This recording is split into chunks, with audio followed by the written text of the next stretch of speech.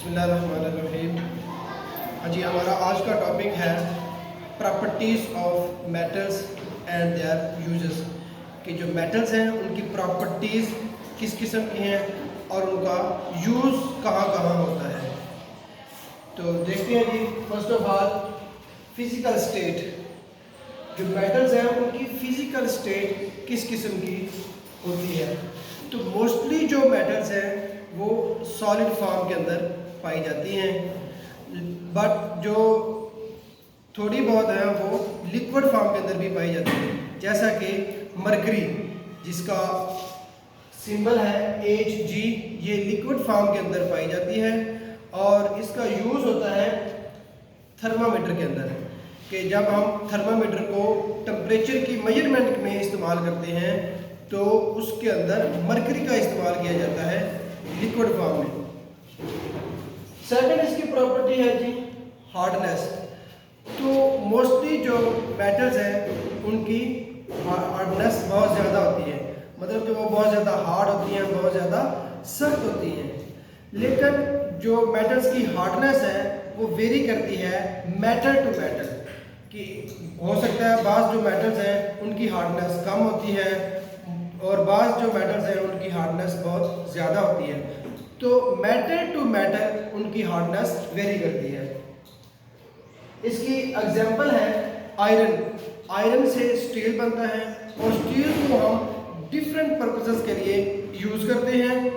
जैसे कि ब्रिजेस बनाने में स्टील इस्तेमाल होता है। मोस्टली जो ब्रिजेस हैं वो स्टील से बनाए जाते हैं। अब लेटेस्ट टेक्नोलॉजी है तो मोस्टली ब्रिजेस स्टील से ही बनाए जाते हैं। इसके अलावा रेलवे ट्रैक्स जो है वो मोस्टली स्टील से बने होते हैं और इसके साथ साथ जो गिल्डर्स वगैरह हैं वो भी अक्सर स्टील के गिल्डर्स इस्तेमाल होते हैं। इसके अलावा स्टील की जो क्रॉकरी है, स्टील के बर्तन हैं, उनके अंदर भी इस मेटल का इस्तेमाल किया जाता है।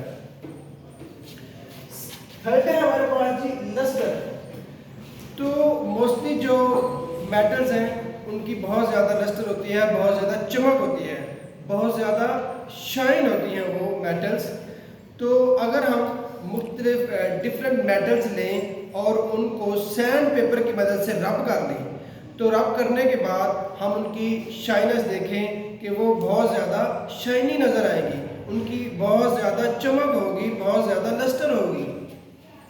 जैसे कि सोडियम है, आयरन है, कॉपर है, जिंक है और लेड है।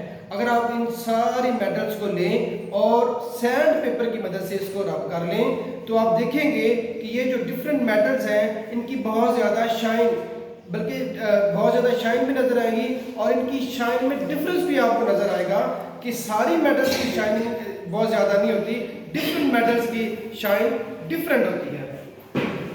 जैसा कि आप देखिए, अब इसका यूज़ है कि गोल्ड है, आपके पास सिल्वर है, जिनकी शाइनिंग बहुत ज़्यादा होती है, जिनकी लस्टर बहुत ज़्यादा होती है, तो उनको ज्वेलरी बनाने में इस्तेमाल किया जाता है। फोर्थ वन है जी melting points and boiling points. तो डिफरेंट जो मेटल्स हैं उनके डिफरेंट मेल्टिंग और बॉइलिंग पॉइंट्स होते हैं। क्योंकि मेटल्स जो हैं ये बहुत ज़्यादा हार्ड होती हैं, इनका मेल्टिंग पॉइंट और बॉइलिंग पॉइंट बहुत ज़्यादा हाई होता है।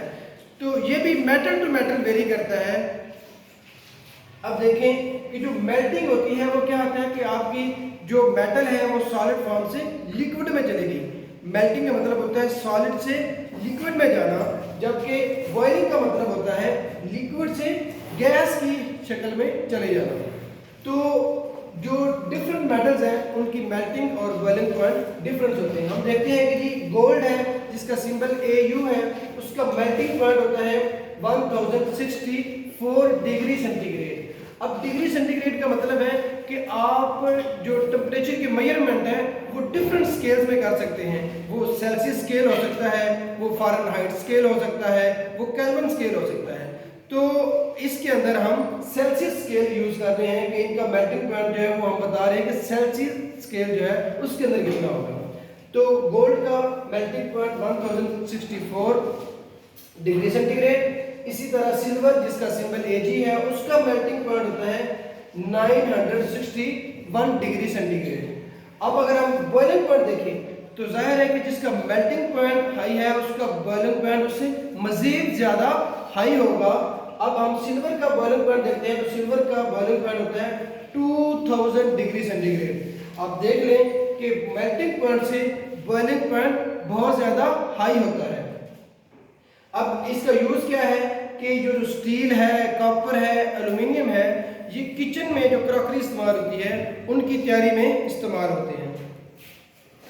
फिफ्थ पॉइंट है हमारे पास स्ट्रेंथ एंड मैलिएबिलिटी, यानी कि इनकी मजबूती कितनी होती है और इनमें लचक कितनी होती है।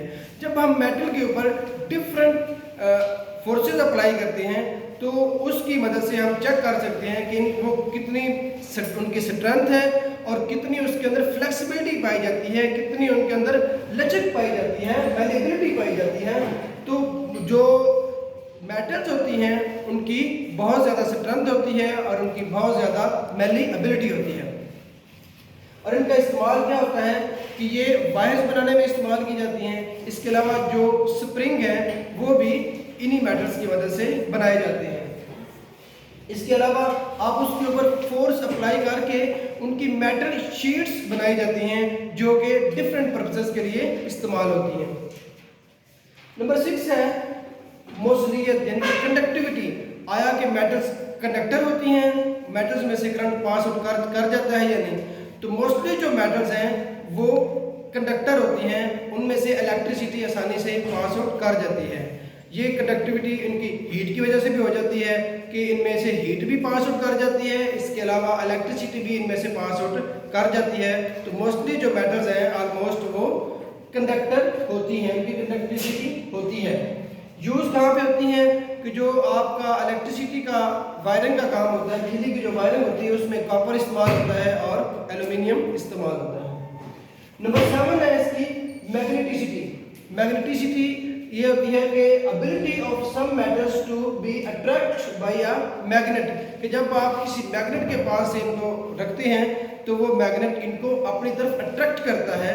तो इसका मतलब हुआ कि ये जो मेटल्स हैं इनकी मैग्नेटिसिटी भी होती है। आयरन है, निकल है और कोबाल्ट, ये इसकी एग्जाम्पल्स हैं। तो अगर आपको ये मेरी वीडियो पसंद आई हो तो मेरे चैनल को लाइक करें, सब्सक्राइब करें और वीडियो को ज़्यादा से ज़्यादा शेयर करें। अल्लाह हाफ़िज़।